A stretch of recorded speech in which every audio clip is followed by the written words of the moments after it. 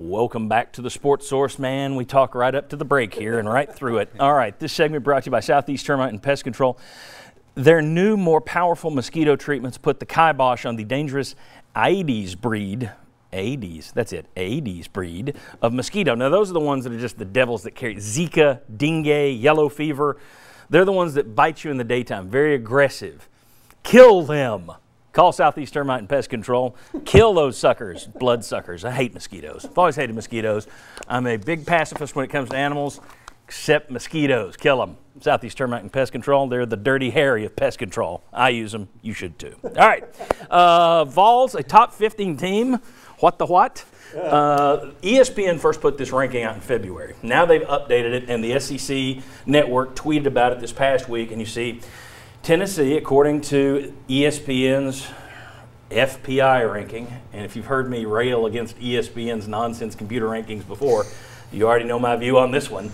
Their FPI ranking puts Tennessee as the 15th best team in the country this year. Gentlemen, anything is possible. I don't think that's likely, though. Is this just nonsense? Or, yeah, okay, no, I could see it happen. 15. What are we saying? Well, I mean, the FPI is it's not worth getting into exactly how it's calculated, but the simplest way is recruiting rankings and returning talent.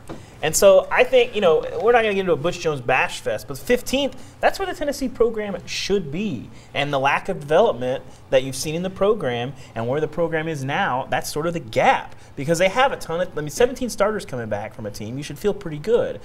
You have a bunch of top 15 recruiting classes. You should feel pretty good. Tennessee obviously does not, and I think that's a. But how many of those returning starters on the offensive line that could? I mean, right. The good news is you got starters coming back. The bad news is they didn't play that well in a lot of games. I don't even think you're top 25. I don't believe in looking at the recruiting rankings because of there's one player development. We know that's an issue. Talked about it in the first segment. Mm-hmm. Two, though, you've also got transfers built into that. Tennessee lost a lot of people. Preston Williams, Jalen Hurd, both drafted. And you can argue, was it Butch Jones' fault that Jalen Hurd left with he's 4 games shy of being the all-time leading rusher and he leaves? I still don't. I know everybody hates Butch Jones. That's not all on Jones. You knew what you were signing up for, kid. You knew the offense. You signed for it. You started in it. And with 4 games to go, you quit. So part of it's transferring, players leaving. Part of it's, bad luck. Trey Smith. Who expected Trey Smith to have blood clots? Kyle Phillips, his career was hurt by injury. Shy Tuttle, injury. So you throw all that. That's why you can't base any of these rankings, in my view, on recruiting rankings. If some of these guys aren't there and didn't develop, what's the point? So I think it's nonsense. Performance. Instead of what actually happened. Give me the eye test over them. Vince? Well, I think a combination of the two would be great because the recruiting rankings are relevant when those programs regularly improve and develop their players. If you're Alabama, it's year in, year out. For Georgia, you used to look at Georgia and say, oh, look at all the players they're losing. Well, if they're developing their players and they have a bunch of 5 stars coming, to follow up, then you might give them a little bit more of the benefit of the doubt. And Alabama, obviously, in the same way. So yeah, and also remember the schedule. You have 6 other teams on that list that are on Tennessee's schedule. Some of them right there at the top with Alabama, Georgia, and Florida. They're going to be really good.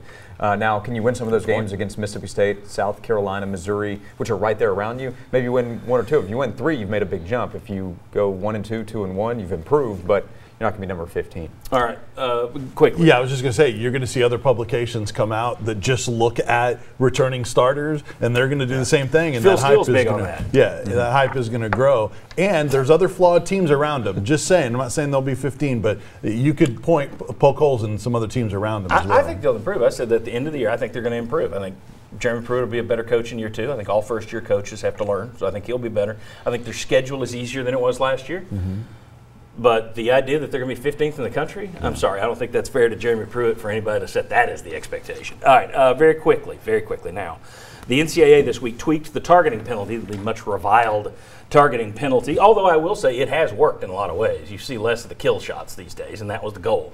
But I think they realize it needs to be tweaked. So what they did was they went back and they've said now instead of you commit a targeting foul and you're done for that game, and if it's second half, you're done for the first half of the next game. Now it is a cumulative deal. So you have to have 3 targeting hits, and then you can be suspended for a game. Okay, I think that's better. I might have gotten 2 instead of 3, but okay, I think that's better. The other thing, they have said now every targeting call is going to be replay reviewed, And if you don't see every element of targeting, the call will not stand. I think that's good as well. I think you have to look for it and say, did I see intent? Did I see helmet to helmet? Good. I think that's a smart way. Am I alone in that? Does everybody like the tweak?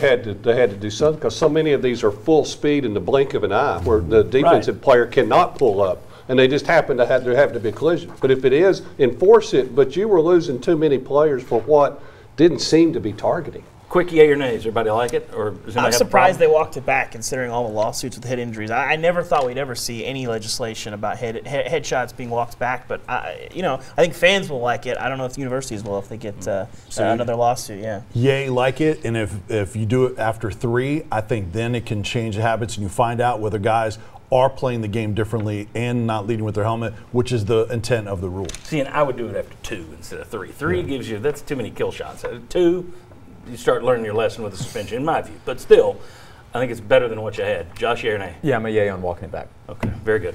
When we come back, well, there was lots of basketball news this week. Rick Barnes' contract details are out. Jordan Bone, not his brother Josh, Jordan Bone, going to the NBA Combine. So is Grant Williams, whose stock is rising. We'll talk about all that next. Come on back on the Sports Source.